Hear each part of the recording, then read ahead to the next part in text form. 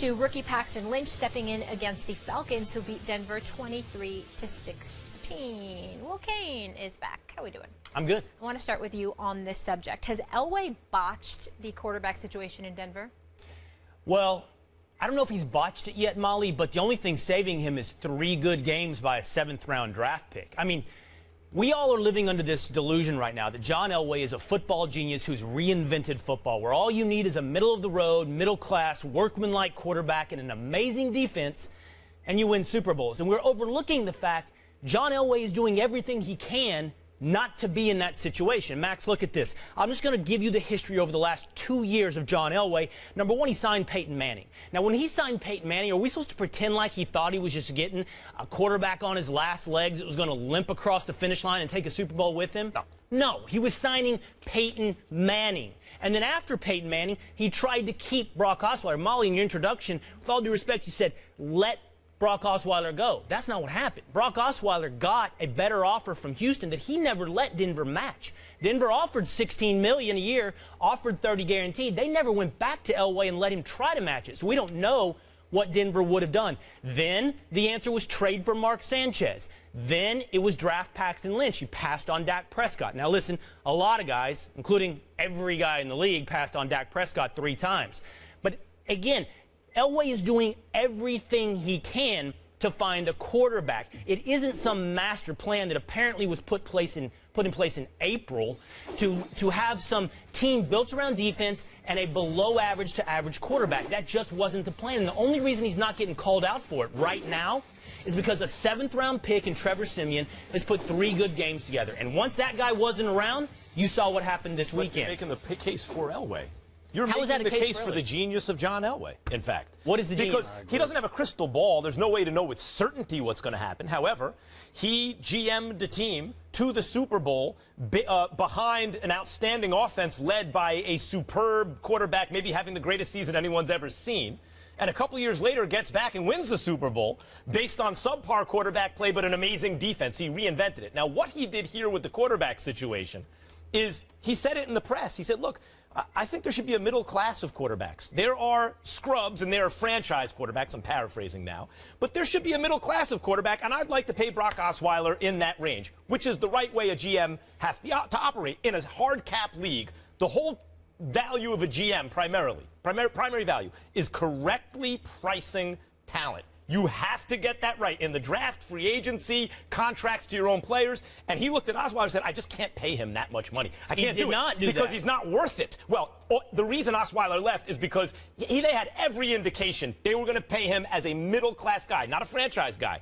So he was willing to take that risk. Yes, he was risking the fortunes of the team if he got really subpar quarterback play. But he looked around and said, you know what, we had subpar quarterback play last year, and I think it's a calculated risk worth taking that I can find a good enough quarterback to take over right now. And the fact is, he did it. So reinventing as he goes, innovating, which you like, it seems to me that you're making the case for Elway's value. I don't have the energy today to educate Will Kane as much as he desperately needs to be educated. What I will say to you is this. 2 of the last 3 Super Bowls the Denver Broncos have played in. They're the reigning defending Super Bowl champions. Trevor Siemian, those 3 games that you point to that he played well, the man was drafted 7th round in 2015, didn't throw a single pass in his first professional football season. He comes out this year. He wins 3 games for them. The lone loss that they have is because they had a rookie in Paxton Lynch at quarterback last seen throwing for the University of Memphis. You got Emmanuel Sanders and Demaryius Thomas as your wide receiver. You retained C.J. Anderson. Your offensive line is not shabby. Your defense is arguably the best in all of football. And the corners that you have with Roby, with Aqib Talib, with Chris Harris Jr. is clearly the best trio secondary in all of the NFL. I am quite sure that Will Kane and everybody else can pick apart and nitpick something here or there. The quarterback about John position. This is not an indictment of John Elway as a GM in general. It's his management of the quarterback position. But wait a minute. You two see a master plan that involved Trevor Siemian, a 7th-round draft pick, rising to middle-class status. I see a reaction to continued striking out on finding someone Hold else. on, Max. And what I'm telling you is, I can read between the lines. If you think they're going to win a Super Bowl with Trevor Siemian, maybe. Max likes historical precedent. I'm just telling you, it's such a rare historical precedent for a first-year starter to win a Super Bowl that John Elway might pull it off. He might. But you know what? You can run through a dynamite factory with a lit match. You might make it out alive. But wait, you're still wait a an minute. idiot. You have to hold on, Will. You have to make up your mind what you want to do week to week in terms of dollars and cents and how it might impact the decisions a particular GM makes. If you have a Demaryius Thomas and an Emmanuel Sanders and a C.J. Anderson who you retain so you can prevent him from going to Miami, and you've retained guys while losing a Danny Trevathan, while losing a Malik Jackson, so you sit up there and you say, okay, the quarterback is worth this much. This is what we believe he brings to the table, even though it would have been ideal to keep Brock Osweiler because he's somebody we nurtured and we wanted him to be that guy. If he leaves, the backup plan that we have in place allows us to continue moving forward with the vision we had, which is consistent with what we wanted. So really the only thing to hold against John Elway is if you're telling me under no circumstances should he have lost Brock Osweiler, and I'm not sure how people in Houston would feel about you saying that right now. I don't know. I think it's a straw man argument that he had a master plan. I think, the definition of a dilemma is actually a choice between two bad options. It's not just a hard decision. John Elway had a dilemma. There were no great quarterbacks to be had once Peyton Manning declined. RG3, already hurt. Kaepernick, not ready to play, obviously. Sam Bradford, not considered a great quarterback, and they got a king's ransom for him.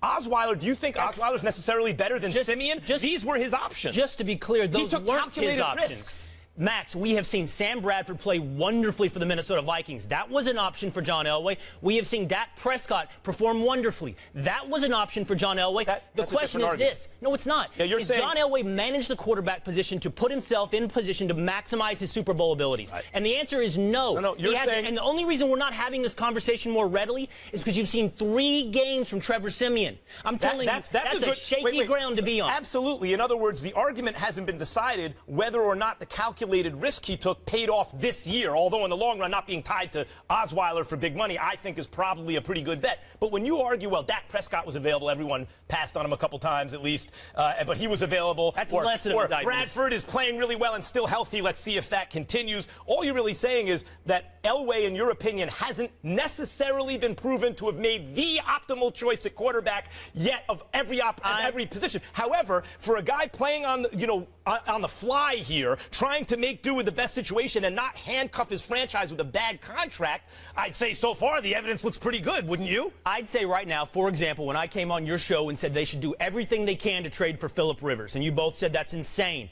I said, well, at least Stephen A. said it was insane. All right, fine. I was met with this reaction. There is a master plan in Denver, and what I see is not a master plan. I see continuous reaction to bad circumstances. Maybe, Max, you're right. He's making the best of bad circumstances. But I see a few other examples he could have taken. Bradford, Prescott, whatever it may be. See how it shakes out. You're also assuming Siemian is not better than Osweiler we for have a lot to go, less Max. money. Guys, yeah, we got to go to I break. got to go to commercial now. You know it's bad. But I got to tell you we got to go to commercial. All right. So if you haven't gotten enough of Stephen A. in today's First Take, didn't get your fix, you can watch him on radio 1 to 3 or listen to him, Sirius XM Mad Dog.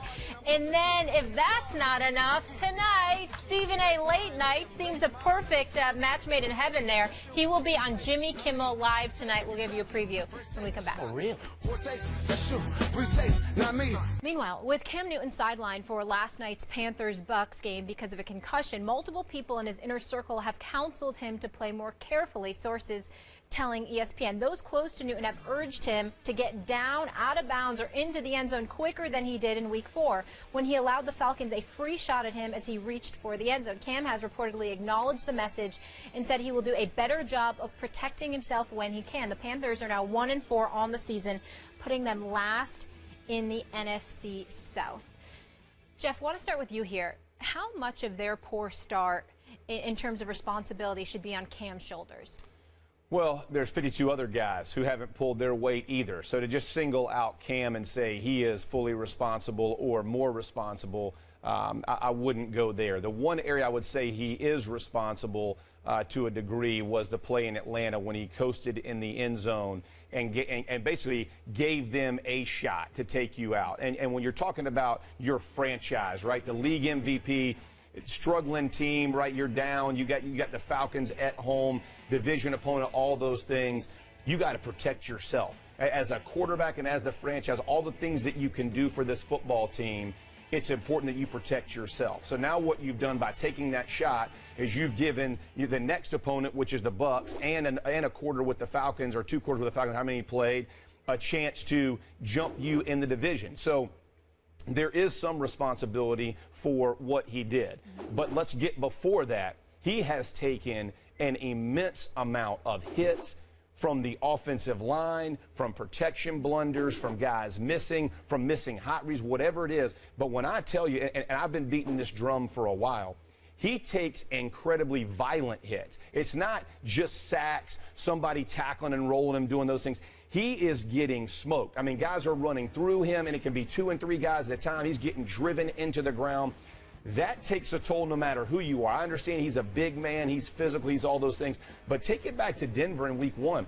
He's taking these shots, and you can tell standing up, he's a different guy. Now, concussion, protocol, I have no idea. I'm not getting that word. But I'm telling you, he's taking hits that will make playing the game more difficult. No different in Minnesota, right? Same type mentality. These guys are pinning their ears back. They know the line can't protect. And he's taking these shots where he's not protecting himself, or he's not getting down to live to play the next day. So there is a small amount of responsibility in that. From my perspective, if I'm him, and I know, I remember Peyton Manning used to say it all the time. Hey, I'm going to live to play the next day. Free runner, I'm getting down. Now, is it the most heroic thing in the world? No. But did he play for an awfully long time at an awfully high level? Absolutely. And did he give us chances to win much further down in his career and bigger games? You live to play those plays. And I think that's good advice. And for Cam, he is competitive. I love the way he plays the games. There is no player in the NFL that can take this kind of beating and sustain it and continue to be productive for many more years. He's got to protect himself at some point to be the type of player, the MVP caliber he can be. Jeff Saturday, I'm disappointed in your position. And the reason why I say I'm disappointed in your position, even though you pointed out that he's a small part, you primarily stayed focused on him. The Carolina Panthers this year, still over the first 5 weeks, one of the better offenses in the game, 8th in yards per play, 3rd in yards per game, 11th in points per game. The bottom line is that Dave Gettleman is the biggest reason why the Carolina Panthers are struggling right now, because he didn't ensure that either he kept Josh Norman or that he replaced him with McClain or Worley. You know, one guy that was sticking Julio Jones a couple of games ago when he gave up 12 receptions for 300 yards, turned around, and what happened? He's not even on the roster now.